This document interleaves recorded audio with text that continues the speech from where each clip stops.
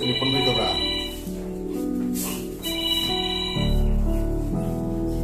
Hello नोंथां दे दं आं न'आव दे फैबाय था दे आं बुंनायखौलाय लाना फैखाबाय दे जागोन दे फै दे आं न'आव दं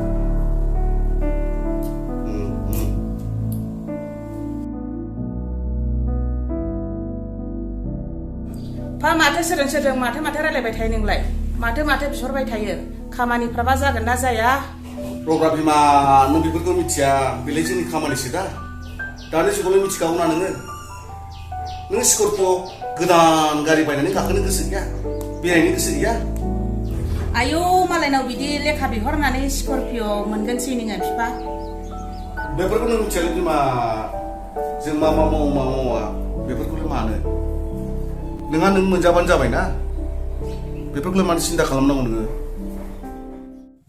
नङा बिनिलै सिनाय नोङो জানে ব্রাওয়াতে তার মানে ওই আমাদের কাছে পয়সা খুঁজছে কাম দিব বলিয়া এখন কাম দিবার পাবো না নাই কাম না দিলে তো পয়সা রিটার্ন দেওয়া লাগবে ওইটাই তো এই জন্য ভালো মতন কথা কইয়া নেওয়া লাগবে তুমি রিস্ক নাও টাকা দিবে তুমি আরে রিস্কটা কাই নিব তুমি নেওয়া লাগবে টাকাটা তোমার রিস্ক নেওয়া লাগবে না না ওর সাথে কথা বল ওইটা তোমার জাতি না ওইটা তোমার জাতি দেখতেও হবে তাইলে এটা তুমি রিস্ক নিবা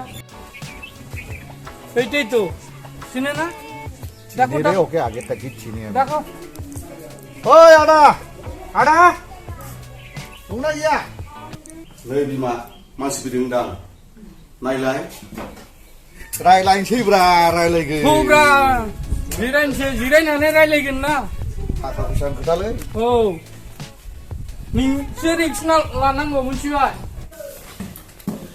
फै जिराय फै जिराय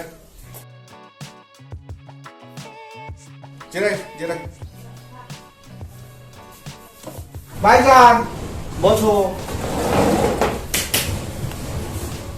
ভাইজান দাদা লোকে কথা কো এখন আলাপ করু नों रायलायदोब्रा गाव आं नोंसो सिनायो मानसिखौ आं सिनायाना नों रायलायदो जालालै नोंजोंबो दाना आंसो रायलायनांगौ जाहैबाय औ रायलायदो सानैबो थागोन ना थाखा फैसानि खोथा माबामोनलै आदा नोंखौ स्किम होयो होननानै खोनानानै नैबे बाहायजाना लेंबोदोंमोन दा बेखौनो रायलायनो नाम फैदोंमोन बै हाब्रु बेलावहाय खालभार्ट मावनो होननानै नों फैसा लानायखौसो रायलायनो फैदों आदा दा नों बोसोरनै बारलांबाय दा खामायबो गैया फैसाबो गैया दा बेखौसो रायलायनो फैखादों फैनायाथ' जों सानैबो बिसिबा गोबाव जाबायना दा नोंथ' फैसा खामानिनि फैसा लादोंमोन खामानिथ' जायाखै फैसा दिनै हरनांगोन नोंथ' फैसा आंनिफ्राय लादोंना लानानै हरदोंना बिनो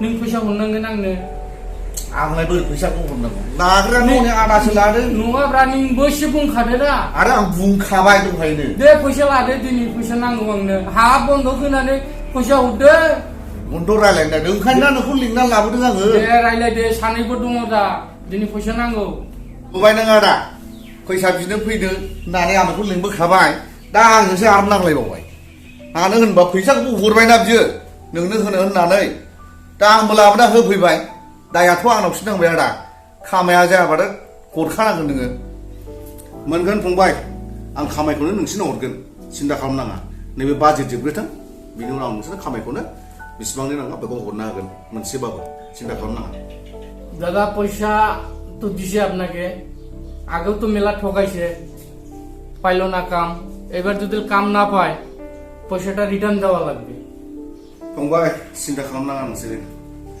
नोंसोरनि फैसाया गोमानाय नङा जे जायगायाव नुखाबाय बाजेट सोलिगासिनो दङ नोंसोरो जेरैबाबो आंनो हरगोन फंबायफोर जेबो सिन्था खालामनाङा हरगोन आङो बुंहरगासिनो दङ नै दाखालिबो सानै फैदोंमोन बेनोबो आं हरबाय जेबो सिन्था खालामनाङा मोनगोन आदा फैसाथ' हरनांगोन नोङो नङाबा खामानि मोननांगोन औ मिथिबाय खामाय नङाबा फैसा औ थांसै जोंहा थौ थांसै दे आदा थादो थांसै होमबालाय दे जागोन दे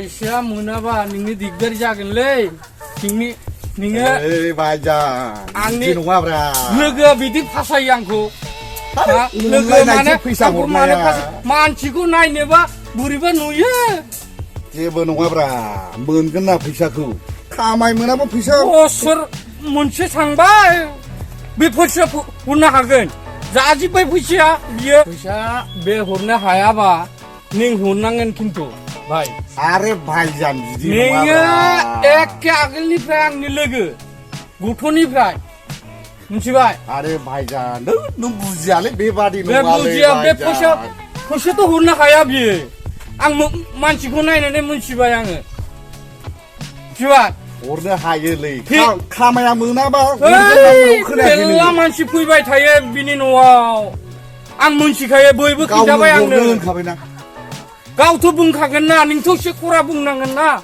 भाइजान नोंना माने रागा खराद्रायलै नों मिथाइ रायलायो जिरायनानै फाग्ला बादि बिदि फैसा बिदि हरो बियो गाव हरनो होनबाय नालाय आं मोना नोंनाव बिनानै लायबाय फैसा नों एसे खरा रायलायगौमोन ना नों र' एबार रायलायफैगोन एबाराव जाबाय भाइजान थुदो जेबो सिन्था खालामनाङा जागोन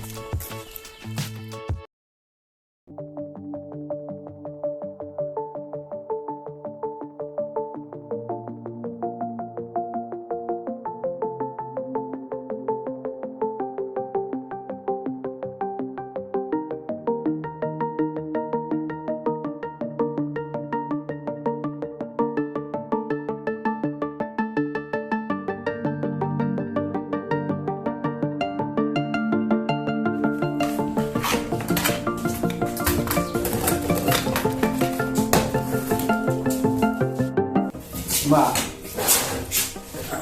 आं माबा मोनसे सानबायमोनलै आं गोसोखौ बोरैबा मोनगासिनोलै दामानि मा जादोंथाय मानसि बुजिनो हाया जादों ओंखायनो सानदोंमोन आं आइमोनाव सानथाम सानब्रैसो थाहैनो मालाथो थानांगौ जाखो हायोबालाय दिनै थांजागौमोन दाबो समा दंमोन दंनायालाय दे होमबालाय नोंनि साननायानो जाथोंसै दे होमबालाय दे सोनोसै दे होमबालाय बेफोरखौ फोसाबजोबदो दे मा दं लाखाजोबदो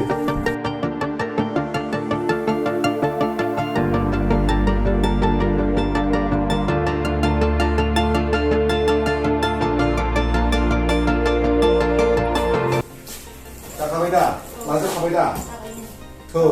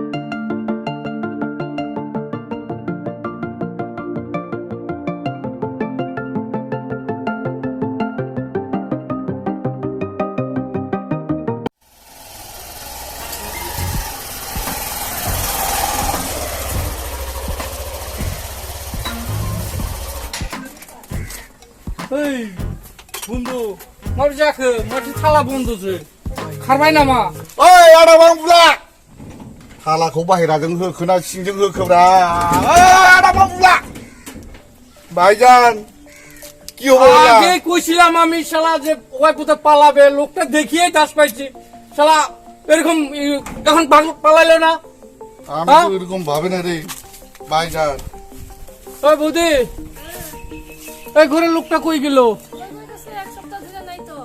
এক সপ্তাহ থেকে নাই সব পালাইলো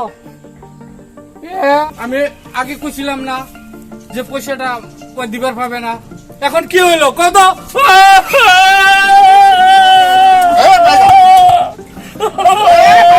এরকম না রে এরকম না পাবো রে পাবো কোনো চিন্তা নাই ও কতদিন পালাবে ওই তালা না কতদিন পালাবো এখন ওকে কই ধরবো পাবে পাবো না তো ওকে এখন কোন জায়গায় যে খুঁজবো পাবে ওকে চিন্তা করো না পাবে না, তোমার দেওয়া লাগবে পয়সা, তাহলে মুশকিল আছে। আমি গাড়ি নিয়ে যাব এখন, হ্যাঁ আমি গাড়ি নিয়ে যাব। না না, হ্যাঁ তোমার রিক্স আছে, তুমি রিক্স নিয়ে টাকা আচ্ছা দিছো। ঠিক আছে ঠিক আছে, হ্যাঁ। আমি রিস্ক নিব। হ্যাঁ। যখন তুমি- আসবো না, হ্যাঁ। যখন আসবো না বাড়িতে, না না, আমি গাড়ি নিয়ে যাব তোমার এখন। আমার ওগুলা লাগে তো ওগুলা গাড়িটা। কইয়া লাভ নাই, এরকম না। না না ওগুলা কইয়া লাভ নাই। না। চাবি দাও গাড়ির, আমি গাড়ি নিয়ে যাব। গাড়ি হ্যাঁ, কিরকম দিব? 2 লাখ টাকা না, মাটি ভাই। বন্ধক দিয়ে গরু বিক্রি করে টাকা ভাই দিছি। জান, ভাই জান, হ্যাঁ, এসব- না না, আহা, এরকম ঘরে আমি বউর সঙ্গে মার না, খাবো না, না, নাকি? না, না। হ্যাঁ? আমি কোটা করবো, বুদির লোক, আমি কোটা করবো।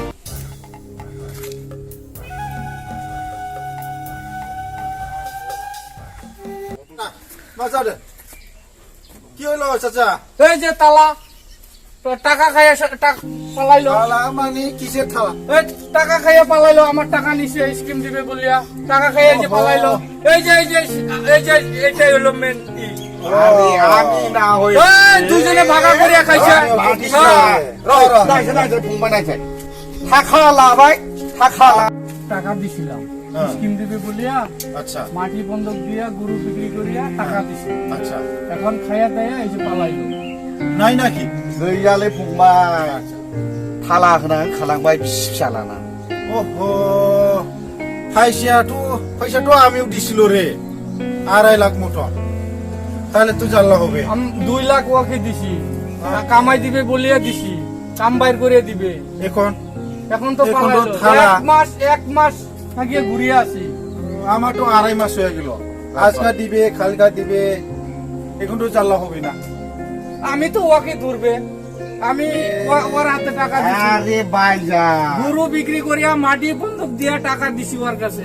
জানলা নাই, হ্যাঁ। সম্পত্তি নষ্ট করিয়া টাকা দিল। হ্যাঁ, আলা মাল্লো তালা, এখন আমাদের ভাইকোটা থালা মারিয়া গেল।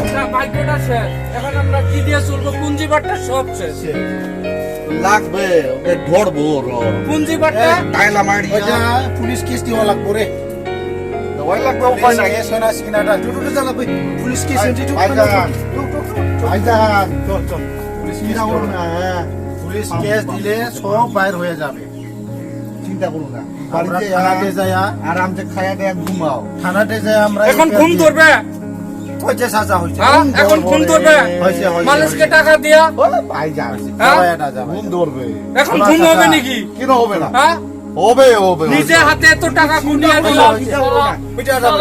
সেটুকু সব বাইকে না